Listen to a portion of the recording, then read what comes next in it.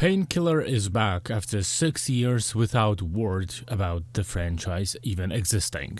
And let's just say that it's back in the name only, because one look at the game and you will see that this game has never stood next to the real Painkiller game. If you don't know what Painkiller is, I will tell you in 3 short sentences. It was a video game released in 2004.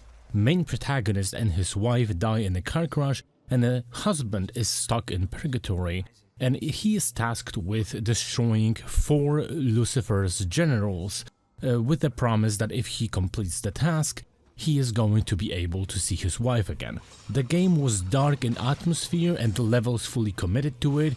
It was stylized to be dark, grim, and there was no happiness to be found. There was not a single joke or a funny line said throughout the game. So yes, that's basically what you need to know about the game itself. It did aim at being more like a Doom, Quake and Serious Sam at the time, but in between all of those games, it actually managed to have its own style and found itself have something more different to offer instead of just being a mere clone of the other franchises. There were also like expansion packs and sequels released, but by the different studios of course, and not really the best stuff, but some people really enjoyed it still, some people don't even acknowledge the existence of them. So in 2019 they made a remake of the original game, and the game was fine and most people enjoyed it. There were some haters of course, but the franchise did not bounce back from the basically limbo. So now in 2025 the Painkiller is back, and what if I told you that this game just plays like one of the most generic shoot-em-ups and has no compelling story, barely any story, and the characters itself are just avatars that you choose, and there is nothing about them that you really need to know, or you're going to find out that it would be interesting and make you play the game even more.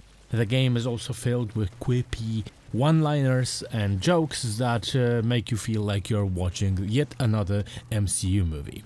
Yes, I'm not joking. The devs of this magnificent game genuinely thought that the MCU humor is a great fit for a Painkiller game. The game itself is nothing like Painkiller, and it desperately tries to emulate Doom Eternal, and it fails miserably at that. And it's not like I pulled that Doom Eternal comparisons straight from my ass, because bouncing from the walls, double dash, using hook line to grab onto the levitating skulls in the air and jump higher, shooting the eyes that work like the green switches in Doom Eternal to open the path or to drop the mission item. You also have the base that you can roam around and even upgrade your equipment, or have 2 enemies in the courtyard that you can just practice your weapons on for some reason. I don't know why would you do that. I will throw this one as an addition. You will punch skull buttons to open the doors that genuinely look like they were straight up pulled from the Doom Eternal. And although I actually think Doom Guy was kinda more gentle with those skulls, what this Painkiller game doesn't have though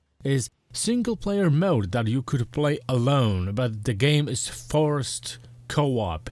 And even if you play solo, it forces you to play with 2 bots running around that are overtuned and kill way too many enemies, making the game feel extremely easy. Sometimes they will also steal your pickups and waste it. Interesting weapons are also not present in the game, because we have overwhelming amount of 6 weapons that have some mods that you can unlock, like for an example freezing enemies, or maybe shooting the lightning bolt or stuff like this, pushing them away. But you will receive those points in raids that you complete, and you just unlock those mods, and you can just pick one at the time. You can't have more than one, you can't switch between them on the go. You genuinely have to go back to the base and remodify your weapon if you want to change something. The weapons themselves also are like straight up named SMG, shotgun and stake gun. There is no fun to be had with the names of the weapons, like in Doom Eternal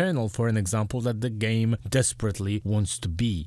It also doesn't have interesting level design because as you progress through the levels, you don't have anything interesting to be found, you don't think, you're not incentivized to just look around and pick up any secrets because the only pickups that you will going to be finding are floating gold coins or cups. Yes, we have floating coins and cups above the ground. To be fair, the original Painkiller also had coins that were dropped from chests and explosive barrels, but those were just laying on the ground. They weren't floating like it's a fucking Captain Claw type of shit. You also can find the chests that will get you even more gold if you want it more for some reason, because you may buy skins. Oh yeah, I forgot about that. 30,000 gold coins to buy green. Nice. You also can find extra lives, and because of the fact like you die 2 times in the raid, you are done, but you can pick up extra life and you can die 3 times. Don't pay attention to the fact that you will probably die 0 times. And you will also find a pickups that will refill your ammo or life, or a totem that will attract enemies, which you can carry only one of those things at the time. And when I actually wanted to exchange the totem that I had or ammo for a HP vial, I wasn't really allowed to exchange it. I had to waste it, throw it away, and then I could just pick up the vial. I couldn't just simply swap what I already had for the thing that I just found. You also have to do it quick before the bots are going to catch up to you, because the bots are genuinely going to steal your pickups, and if you have like 70 HP for an example, they will automatically waste it on you, even if you don't want to. So for an example, I had this moment when the vial was just in front of me, but the bot decided to pick it up and threw it inside the wall, so I couldn't pick up half of those health pickups. Why? Because they were stuck in the wall and nobody could take them. That shows how finished the game is itself. There is nothing interesting to find on those maps, and so even if you progress and see the enemies run towards you, you simply run past them, because killing them is mostly pointless. The rewards are not worthy standing around and prolonging your pain of participating in this nightmare. You get 3 biomes and you have 3 missions in all of those 3 biomes, so 9 missions in total. In biome 1, you will constantly be filling the blood tanks, and you will run with those barrels to put them into the socket. Yes. The second biome, you will be constantly waiting for the lanterns to fill with souls, meaning the blue liquid instead of the red one, and you will be running around with those lanterns to put them in the socket again.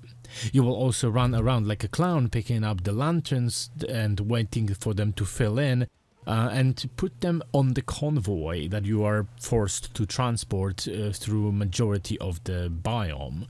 And by the way, if you at least stand on the tracks, or you, for an example, have one of the bots or NPCs standing on the tracks, or one enemy standing on the tracks, or maybe you will stand on top of the convoy itself, and there's going to be a door frame that you are not able to pass from, and you would be pushed off the convoy is not going to move. Great mission design. So the third biome doesn't have you filling the tanks.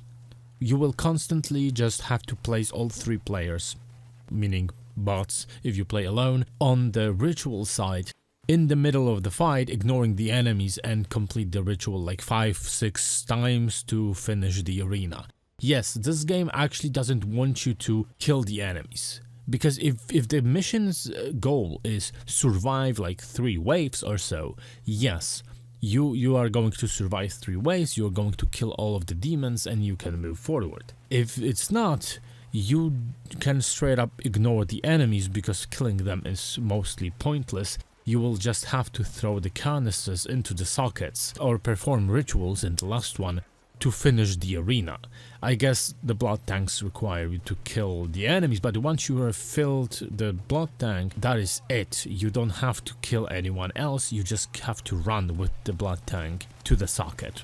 And obviously the last mission from the biome always going to have this huge boss fight. So there's 3 boss fights in the game, and well, they are really unsatisfying. Like, okay, it is something different, it plays a little different, but the one that really deserves to be shot on is the second one, where the half of the fight you're just running with the soul tanks to put them into the socket, one or the second one, to even be able to hit the enemy that you are supposed to be fighting. It was a nightmare, and it was not fun, because if you are playing like me with bots, you're the only one that is going to be running with those tanks, by the way. So the bots are not going to touch them. You also have this Rogue Angel mode, which is like a rogue-like mode with mixed biomes, put some extra spin on it, more platforming, and is maybe a little bit more fun than the main game.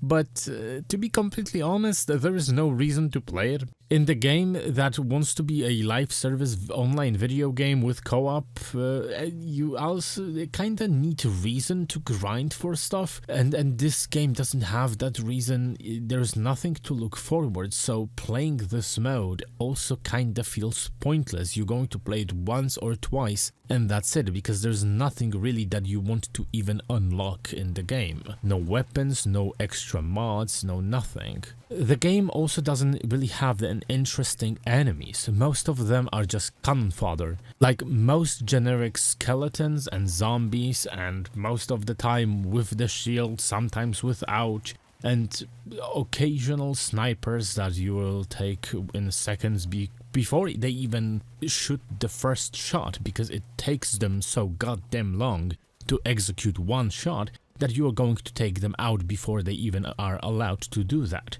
And the game clearly indicates where the sniper is at the moment. There is this red laser and the aura next to them, so you can't miss them. Everything in this game is so flashy that it looks like a diarrhea, by the way. And you also have 4 elite enemies that appear maybe like 1 or 2, sometimes 3 elite enemies inside one arena. Flying electric dude, wannabe cacodemon from Doom, horny fellow with a mace, and to be honest, I've heard that there's a 4th one, and I couldn't recall him because all of the enemies in the game look so goddamn generic. But I finally found him in my gameplay. It is the guy that shoots acid, this green goo that slows you down, and he hides underground, but you can also shoot him when he's under the ground if you shoot the ground. So I don't know what's the point of him hiding there.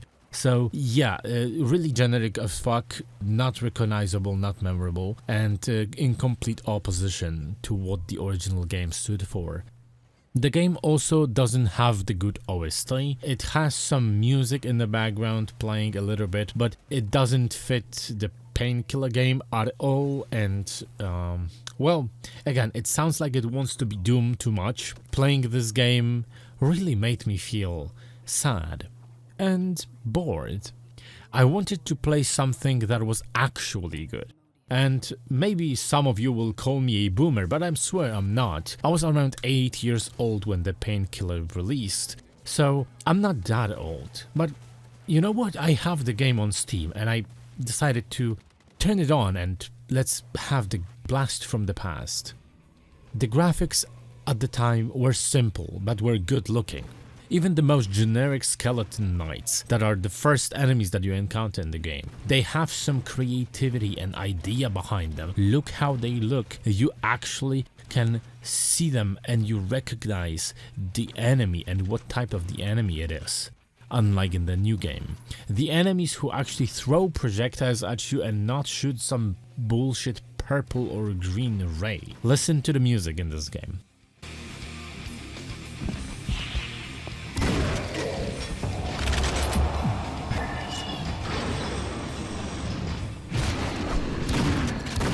I swear, when playing this game, I never put anything in the background. Playing this new piece of trash, I had to put live stream in the background to not fall asleep. Look at the level design. You are incentivized to actually look around, to pick up the gold, to find the crates. What's more important, you want to do this, you want to explore. You want to find ammo because you're constantly low on ammo, unlike in the new game. If you are a Painkiller fan, don't touch this game unless you really want to get yourself pissed and ruin your mood. This game basically wants to be a Doom Eternal for poor people, but there is one really huge problem with that. It costs $40. Right now, Doom Eternal on the last autumn sale was $4. So it doesn't even fulfill the role that it desperately wants to fulfill. This game never stood next to the Painkiller title. It never even passed it on a fucking highway going 1,000 miles per hour in the opposite direction. Never even smelled the fumes from the car that the real Painkiller game was in. If you like trash, you may pick this game up for $5 on sale. It works. The performance is fine. It runs on an old engine because it was made on Unreal Engine 4 and it looks like it was made on Unreal Engine 4. Surprisingly, it doesn't stutter, but at the same time, there are things like here, like this for an example. And no, this is not a recording problem. This actually happened to me in the game and I'm not even looking into the open space or something flashy. This game just started lagging like mad in this moment. What's even funnier that I played the same segment in a demo version and there wasn't any issues like that. Not at all. The demo was probably better optimized than the entire game. And there is no DLSS in the game. You cannot help yourself. You only have the Intel bullshit. If you want to turn on the DLSS, you can't. So yeah. So as much as I didn't really enjoy Doom the Dark Ages, I have to admit the Doom Dark Ages is a better Painkiller game than this piece of shit.